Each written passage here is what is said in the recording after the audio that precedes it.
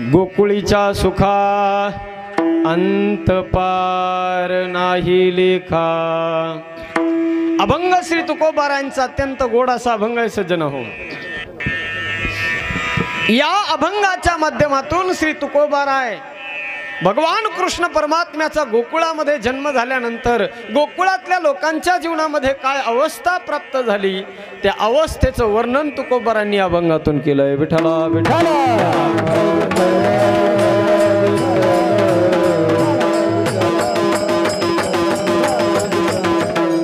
अगदी स्पष्ट शब्दामध्ये महाराज वर्णन करतात। कृष्ण गोकुळी जन्मला दुष्टा चळकाप सुटला। देवाचा जन्म झाला गोकुळामध्ये, देवाचा जन्म। आता ऐका सज्जन हो, जन्म देवाचा होत असतो का जीवाचा होत असतो? देवाचा होत असतो तो अवतार आणि जीवाचा होत असतो जन्म। जन्म कधी होत असतो? नाथराय वर्णन करतात, वासना शिल्लक राहिली की जन्म घेणे लागे वासनेच्या संगे। वासना शिल्लक राहिली की जन्म घ्यावा लागतो। मग देवाला वासना आहे का? म्हटले नाही।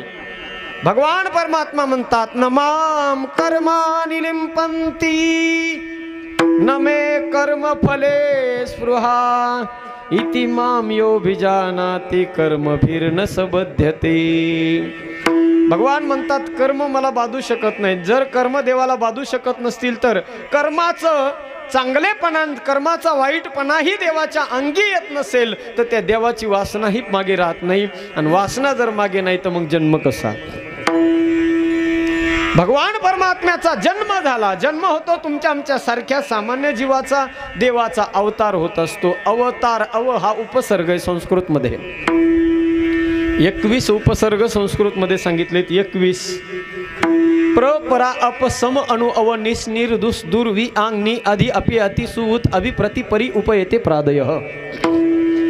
या 21 उपसर्गापैकी कोणताही उपसर्ग धातूला लागला की त्या धातूच्या मूळ अर्थामध्ये बदल होत असतो। तृ तरती हा धातू आहे, त्याचा अर्थ होतो तरुण जाणे। तृ तरती म्हणजे तरुण जाणे, पण अव उपसर्ग लागल्यामुळे अवतरित होणे असा अर्थ झाला आहे। म्हणजे खाली येणे, अवतरित होणे म्हणजे खाली येणे। मग तो परमात्मा अवतरित होतो, खाली आला। परमात्मा अवतरित झाला आणि खाली आला। खाली म्हणजे कुठून? वैकुंठातून मृत्यू लोकात आला असं नाही। वैकुंठाचा देव अनिला भूतळा हे तर आहेच। वैकुंठातला परमात्मा या भूतलावर आला, पण महाराज म्हणतात त्याचा जन्म झाला। म्हणजे जीवाची उपाधी वेगळी आहे, देवाची उपाधी वेगळी आहे। जीवाची उपाधी ही अविद्या आहे आणि देवाची उपाधी माया आहे। मायोपाधीत असणार चैतन्य अविद्या उपाधीला आलं। विठ्ठला विठ्ठला विठ्ठला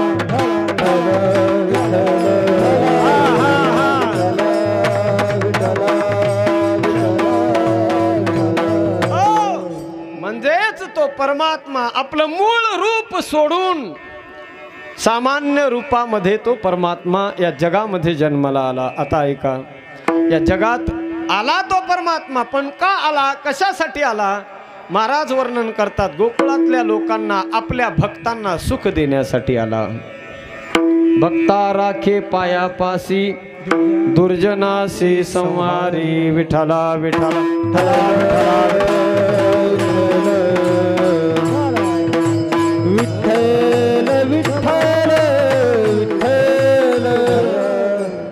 आता नुकतंच ज्यांचं आगमन झालं हरिभक्तपरायण, आपल्या भागाचं भूषण वैभव, आपल्या सगळ्यांचं श्रद्धास्थान आदरणीय हरिभक्तपरायण श्री पुरुषोत्तमजी महाराज वालूरकर दिंडी चालक 15 नंबरची दिंडी ज्यांची असते।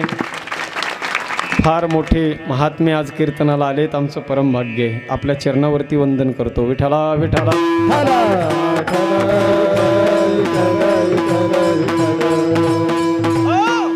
महाराज म्हणतात तो कृष्ण परमात्मा गोकुळामध्ये जन्माला आला। कशासाठी आला हो? का आला तो परमात्मा गोकुळात जन्माला? महाराज म्हणतात आपल्या भक्तांना सुख देण्यासाठी आला। देवाचा अवतारच यासाठी। देवाचा अवतार होये दासा सुख दैत्या भय। दासांना आपल्या भक्तांना सुख आणि आनंद देण्यासाठी तो परमात्मा या जगामध्ये अवतरित होतो। विठ्ठला विठ्ठला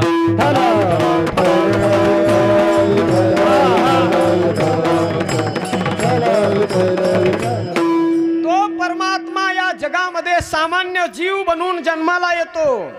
या जगात जन्माला येणाऱ्या लोकांच्या मध्ये 3 प्रकारची माणसं या जगात जन्माला येतात। 3 प्रकारची माणसं या जगामध्ये जन्माला येतात सज्जन हो। 3 वर्ग आहेत जन्माला येणाराचे। पहिला वर्ग आहे जीवात्मा, दुसरा वर्ग आहे महात्मा आणि तिसरा वर्ग आहे परमात्मा। जीवात्मा पहिला वर्ग आहे, त्याला जीव म्हणतो आपण। आता या तिघांचंही या जगामध्ये येण्याचं कारण, हेतू, उद्दिष्ट एकच आहे। या जगातल्या प्रत्येक लोकांना आपल्यापासून आनंद आणि सुख मिळावं। विठ्ठला विठ्ठला पहिल्या नंबरचा जो वर्ग आहे त्याला जीवात्मा म्हणतात, म्हणजे जीव। आणि त्या जीवामध्ये सुद्धा माणूस, या जगामध्ये माणूस म्हणून जर आपण जन्माला आलो तर आपलं सुद्धा पहिलं परम कर्तव्य, आपलं आद्य कर्तव्य एकच असावं, आपल्यापासून इतरांना आनंद मिळावा।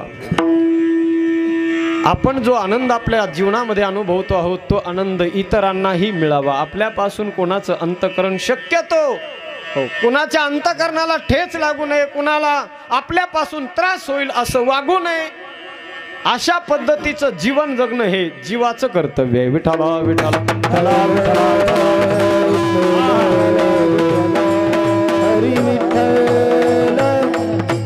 जो आनंद आपण आपल्या जीवनामध्ये अनुभवतो आहोत तो आनंद इतरांनाही भेटला पाहिजे। आनंद या जीवनाचा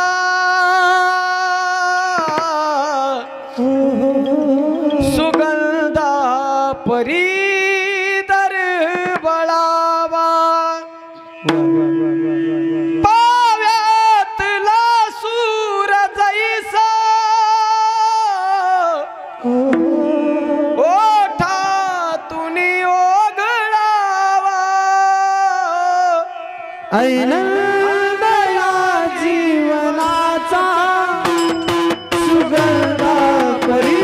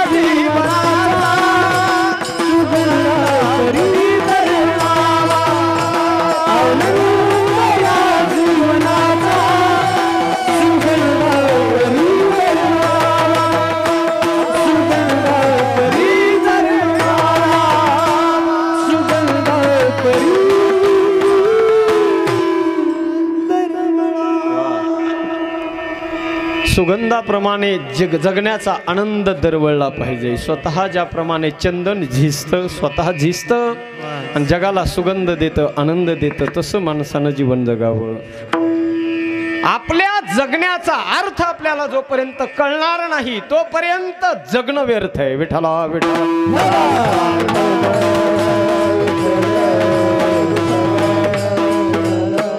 कळावं आपल्याला सज्जन हो। कोहम कथम इदम जातम को वै कर्तास्य विद्यते। मी कोण आहे, कुठून आलो, काय करतो आहे। देश देश वेश नो हे माझा, सहज फिरत आलो। करू सत्ता कवनावरी, कोठे स्थिर राहिलो।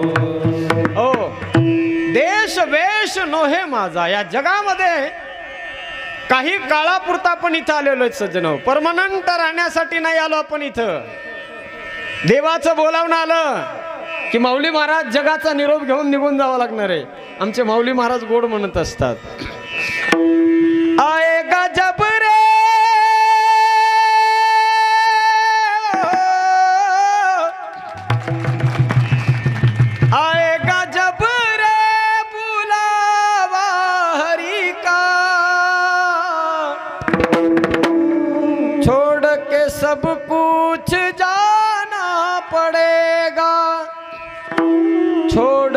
सब कुछ जाना पड़ेगा, छोड़ के सब कुछ जाना पड़ेगा, छोड़ के सब कुछ जाना पड़ेगा रे।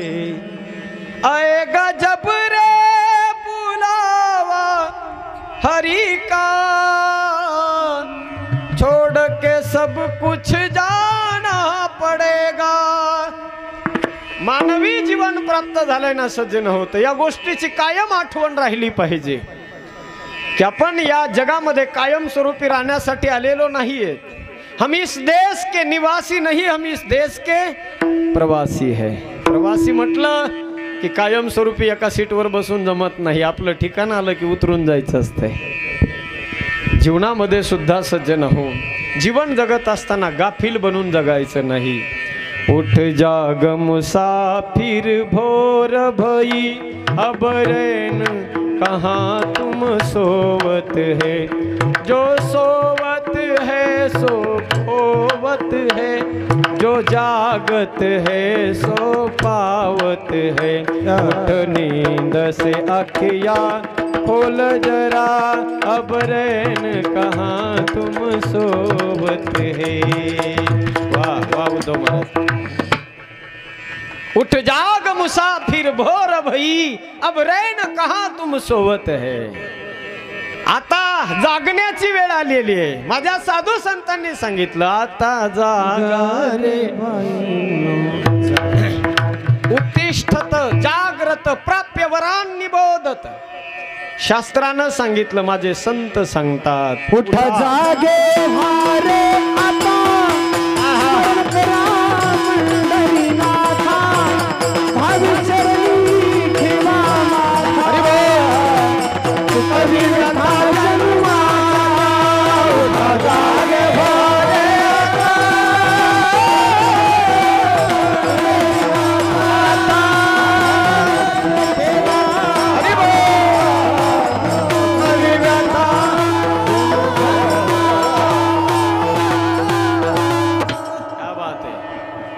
उठा जागे वारे आता, स्मरण करा पंढरीनाथा,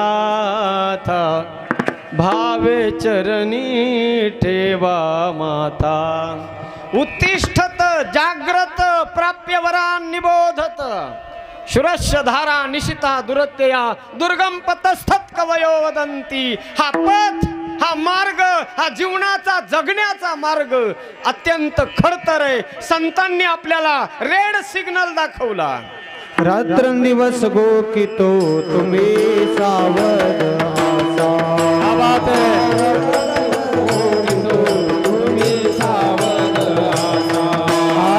तुमच्या नगरीचा आम्हा नाही भरवसा,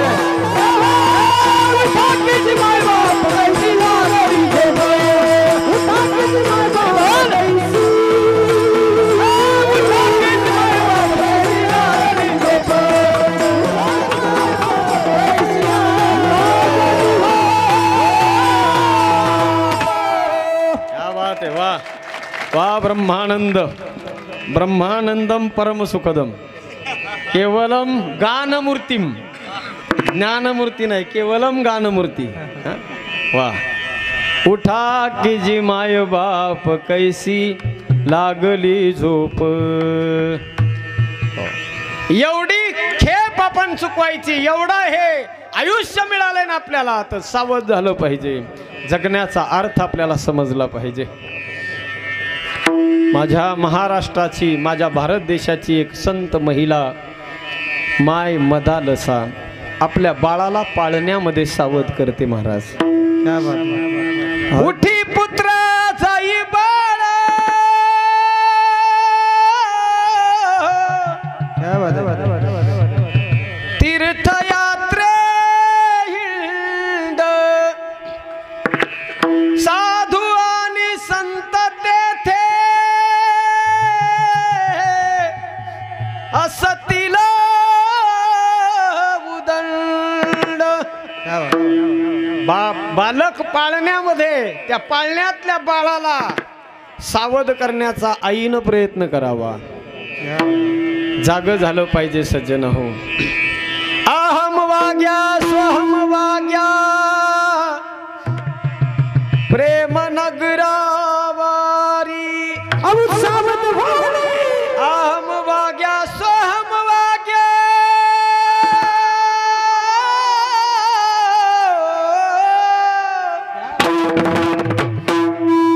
अहम वाग्या स्वहम वाग्या प्रेम नगरावारी.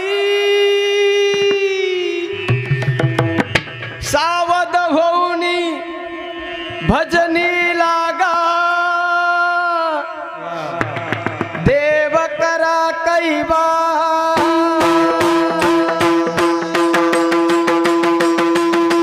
मल्हारीची वारी माझ्या मल्हारीची वारी,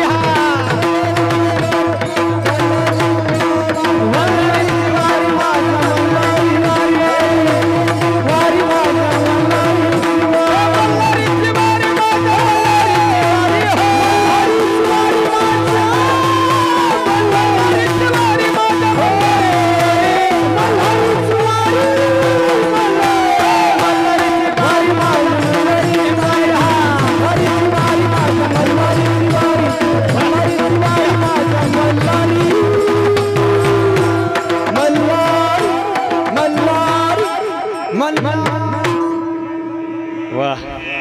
ये नांगात एखाद्याच आहे होईल पंचायत पुन्हा. विठाला विठाला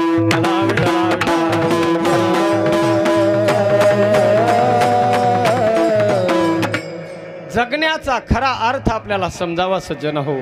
तोपर्यंत जोपर्यंत आपल्या जवळ सगळ्या गोष्टी आहेत, वेळ निघून गेल्यानंतर उपयोग नाही. शम्मा बुझ गई तो महफिल में रंग आया, जीवन बीत गया तो जीने का ढंग आया. वेळ निघून गेल्यानंतर फायदा नाही माय बाप. दीप गेल्या बरी कैसाचे प्रकाश, कैसाचे झाका झाकी मग कासयाची, कासयाची. दीप गेल्या बरी कैसा अधिकार, कैसा अधिकार. झाका झाकी मग तरी राणे, तरी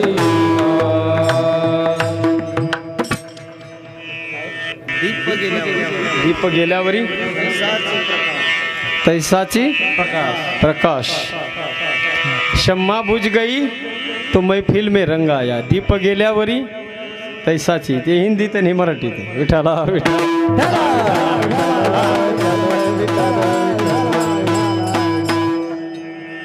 का वर्षा पुनी कृषी सुखाने, समय चुके पुनी का पछताने. पिकाला पावसाची गरज आहे, तोपर्यंत पाऊस पडला तर ठीक. पीक पावसाची वाट बघून बघून शेतातलं पीक वाळून गेलं आणि मग मुसळधार पाऊस झाला. महाराज काय उपयोग आहे का? काही उपयोग होणार नाही. जोपर्यंत सगळ्या गोष्टी आपल्या हातात आहे तोपर्यंत सावध व्हावं. जगण्याचा अर्थ कळावा आणि तो अर्थ कळून आपण सन्मार्गाने परमार्थ करावा. विठ्ठला विठ्ठला.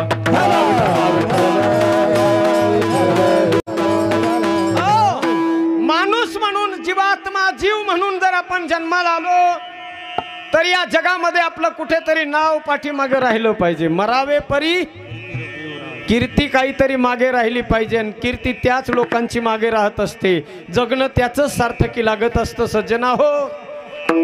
जी माणसं देवासाठी जगतात, जी माणसं देशासाठी जगतात आणि जी माणसं धर्मासाठी जगतात त्यांचं जगणं सार्थकी लागत असतं बघा।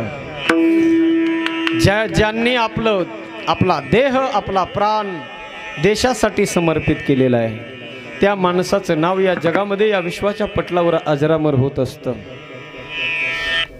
आपल्या या भारत देशाचे माजी पंतप्रधान स्वर्गीय अटल बिहारी वाजपेयींना विचारलं, वाजपेयी तुमच्या अंतःकरणात काय भावना आहे या देशाविषयी? वाजपेयीनं उत्तर दिलं सज्जना हो, जोपर्यंत या शरीरात शेवटचा रक्ताचा थेंब आहे तोपर्यंत या भारत मातेची सेवा करत राहील। या देशाची सेवा करता करता जर मला मृत्यू आला, माझा मृत्यू झालाच आणि माझा मृत्यू झाल्यानंतर माझ्या शरीराला अग्निडाग दिला जाईल, माझ्या अस्थी माझी हाडं पवित्र गंगा मैयामध्ये समर्पित केल्या जातील, पण त्यानंतरही जर तुम्हाला माझी देशभक्ती बघायची असेल तर ज्या गंगेमध्ये माझ्या अस्थी माझे हाडं टाकलेले आहेत त्या गंगेच्या लाटेला जर तुम्ही कान लावला तर त्या लाटेतूनही एकच आवाज येईल, भारत माता की जय। जगावं सज्जना हो देशासाठी। कालची गोष्ट बघा, अत्यंत सगळ्यांना क्लेश देणारी, प्रत्येकाचं हृदय हेलावून टाकणारी घटना कालच्या दिवशी घडली सज्जन हो। आपल्या भारत देशाचे CDS chief defence of staff तीनही प्रकारच्या मिलिटरीचा कमांड ज्यांच्याकडे होती असे जनरल बिपिन रावत देशाची सेवा करता करता आपल्या परिवारासहित शहीद झाले।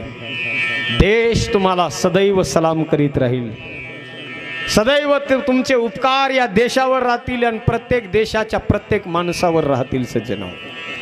कारण त्या लोकांनी स्वतःच्या शरीराचं, स्वतःच्या जीवनाचं आणि स्वतःच्या प्रपंचाच्या नावानं स्वतःच्या राख रांगोळी केली, देशासाठी आपलं जीवनाचं बलिदान दिलं। आपल्या सगळ्यांवर त्या व्यक्तीचे आणि त्या परिवाराचे उपकार आहेत। विठाला विठाला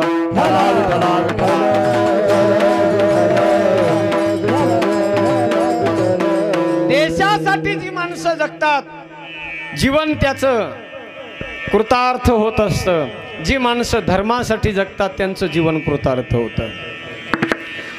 अनेक लोकांच्या याद्या आपल्या डोळ्यासमोर येतील सज्जन हो। धर्मासाठी आपल्या स्वतःच्या प्राणाचं बलिदान देणारे लोकांची लिस्ट आपल्या समोर आली तर कित्येक लोक या जगामध्ये सज्जन हो कित्येक लोकांच्या याद्या आहेत।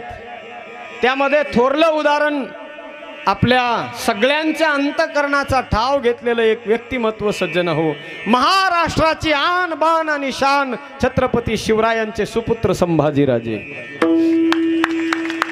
ज्या वेळेला शंभूराजाला त्या बादशहानं पकडलं आणि बादशहानं पकडून शंभूराजांना बादशहाच्या सभेमध्ये आणून हजर केलं। बादशहानं पाहिलं त्या संभाजी राजाकडे, तोंडातून शब्द निघाले। बादशाह म्हणतो, अरे ये वही सांबा है जिसने हमारे नाक में दम करके रखा है, नोच डालो इसकी आंखें, फोड़ डालो आंखें। लाल तापलेल्या सळया घेऊन तो यवन जातो, शंभूराजाच्या डोळ्यामध्ये त्या लाल तापलेल्या सळया घातल्या सज्जन हो। रक्ताच्या चिळकांड्या बाहेर आल्या, चर्र आवाज झाला। काय वाटलं असेल? एवढ्यावर तो हैवान थांबत नाही, बादशहानं आदेश दिला, उकळतं पाणी अंगावर टाकलं, अंगावरची साल सोलून काढली सज्जन हो। सगळी अंगावरची साल जेव्हा सोलली, एखाद्या पर्वतावरून गेरूच्या धारा वाहव्यात तसं अंगावरून रक्ताचे पाट वाहत होते। सगळीकडे रक्त रक्त आणि रक्त साठलं होतं। हाडामासाचा देह रक्ताने लाल झालेला होता सज्जन हो, लाल झाला होता। अंतिम वेळेला त्या बादशहाने मस्तक गर्दन धडा वेगळी करत असताना बादशहानं विचारलं, बोल सांभा, इस्लाम कबूल है? शंभूराजानं उत्तर दिला, रे बादशाह, जोपर्यंत शेवटचा श्वास शरीरात आहे तोपर्यंत जगेल तर हिंदू म्हणून आणि मरेल तरी हिंदू म्हणूनच।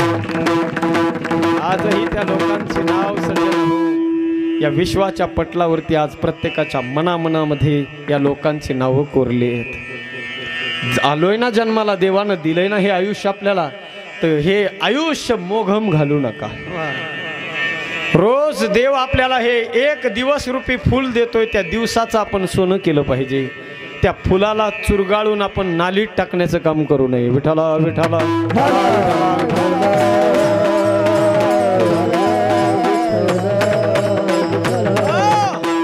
धर्मासाठी जी माणसं बलिदान देतात, जीवन त्यांचं अजरामर होतं. आणि देवासाठी आपल्या जीवनाचं व आपलं जीवन समर्पित करणाऱ्या साधू संतांचं त्यांचंही जीवन अजरामर होत असतं. जर या जगामध्ये आपल्यापासून आनंद वाटावा असं वाटत असेल सज्जना होतं, तसं जगावं लागेल. आपल्यापासून दुसऱ्याला आनंद मिळावा, परमार्थ हेच शिकवतोय आपल्याला. परमार्थ आपल्याला यासाठीच करायचा आहे. वर्ष प्रत्येक वर्षी सज्जना हो सप्ताह करतोय आपण याच्यासाठी की आपल्या मनाची मानसिकता ही सुदृढ झाली पाहिजे. लोक म्हणतात माऊली महाराज कालच्या कोरोनाच्या लाटेमध्ये माणसाची शारीरिक इम्युनिटी नष्ट झाल्यामुळं माणसं मेले. शारीरिक इम्युनिटीमुळं मला वाटतं एकही माणूस मेला नाही कालच्या कोरोनामध्ये. शरीराच्या कमजोरीमुळं एकही माणूस मेला नाही. माणसं सगळे मेले, जे मेलेले ते मनाच्या कमजोरीमुळं. मानसिक इम्युनिटी खलास झाली होती माणसाची सज्जन. धक्के बसले अंतकरणाला, मनाला धक्के बसले आणि ते मनाच्या धक्क्यातून ते सावरलेच नाहीत. त्या काळामध्ये त्यांना शरीराच्या इम्युनिटीची गरज नव्हती, त्यांना गरज होती सज्जना हो मानसिक इम्युनिटीची. पण ती इम्युनिटी त्यांना भेटलीच नाही, कारण त्या काळामध्ये सप्ताह बंद होते. संतांचे विचार लोकांच्या मनापर्यंत पोहोचत नव्हते. मला असं वाटतं सज्जना हो या जगामध्ये मानसिक इम्युनिटी कणखर करण्याचं एकमेव साधन जर कोणतं असेल तर ते साधन आहे संत विचार. संताच्या विचाराशिवाय माणसाची बुद्धी प्रगल्भ बनू शकत नाही. केवढा बी मोठा ऑफिसर झाला आणि केवढाही सायंटिस्ट जरी झाला सज्जना हो, तरी संत विचाराची प्रत्येक जीवाला गरज आहे. विठाला विठाला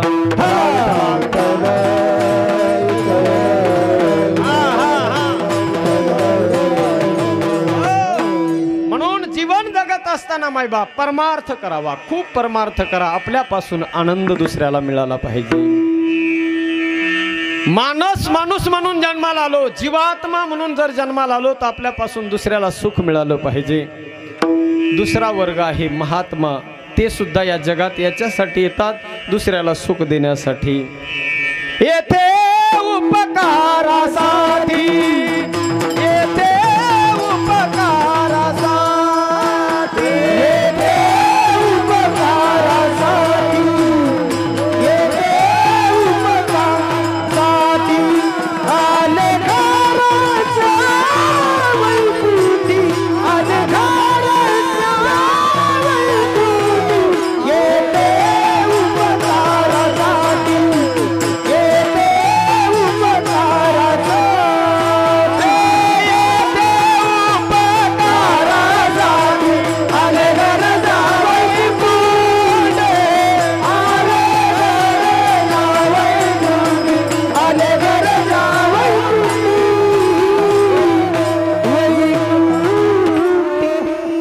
संत या जगामध्ये आले कशासाठी? वाढावया सुख भक्तिभाव धर्म कुळाचार नाम विठोबाचे. जगातल्या लोकांना सुख प्राप्त व्हावं यासाठी संतांनी ज्या जगामध्ये जन्म घेतला. आणि तिसरा वर्ग मी तुम्हाला सांगितलं, पहिला जीवात्मा, दुसरा महात्मा आणि तिसरा आहे परमात्मा. माझे संत म्हणतात तो परमात्मा सुद्धा या जगामध्ये जन्माला येतो. कशासाठी? फक्त या जगातल्या लोकांना सुख देण्यासाठी. तो परमात्मा निर्गुण असलेलं ब्रह्म सगुण झालं. निराकार परमात्मा साकार झाला. आज घागर में सागर भराया, आज घागर में सागर भराया और ब्रह्म यशोदा के घर आया. एक बूंद में मेघ सिमट कर आया, एक बूंद में मेघ सिमट कर आया और ब्रह्म यशोदा के घर आया. रंग नहीं रूप नहीं नहीं वर्ण छाया, निराकार निर्गुण एक तू चिरगुराया. निराकार निर्गुण तू चिरगुराया. मैं गुलाम मैं गुलाम मैं गुलाम तेरा, मैं गुलाम मैं गुलाम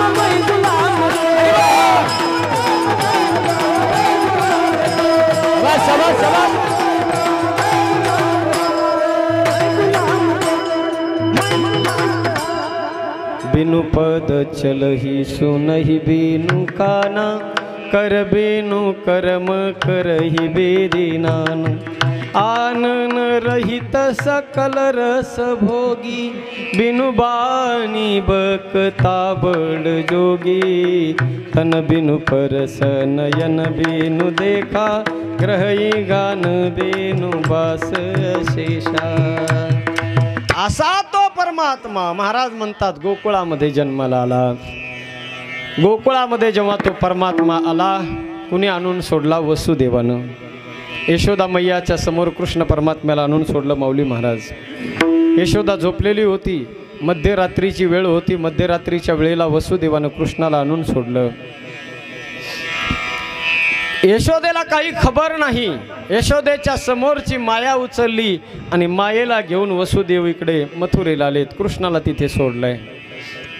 जशी माया इकडे आली, आल्याबरोबर रडे माया करी अकांत, जसा अकांत करायला लागली कृष्णाच्या रडण्याच्या आवाजानं सगळे झोपी गेलेले द्वारपाळ उठून जागे झाले। हाच फरक आहे बघा देवाच्या रडण्यामध्ये आणि मायेच्या रडण्यामध्ये। देवाचं रडणं सुद्धा गोड आहे, त्याचं बोलणं गोड आहे, त्याचं हसणं गोड आहे, त्याचं चालणं गोड आहे। अधरम मधुरम वदनम मधुरम नयनम मधुरम हसितम मधुरम वेणुर्मधुरो रेणुर्मधुर पानीर मधुरो पादो मधुरो हसितम मधुरम चलितम मधुरम मधुराधिपतेरखिलम मधुरम। भगवान परमात्मा रडायला लागला की सगळे लोक झोपी गेले, माया रडायला लागली की जागी झाले। एक दूत धावत गेला कंसाकडे, त्यानं निरोप दिला महाराज महाराज क्या है? महाराज देवकी ने एक पुत्र को जन्म दिया है, खबर पक्की है? बोले हाँ महाराज। धावत गेला कंस सज्जन, पाहिलं नाही मुलगा आहे का मुलगी, पायाला धरलं, टंगडीला गरगर गरगर फिरवून दगडावर आपटणार हातातून निसटली म्हणू लागली तो जलागी वधी उपजला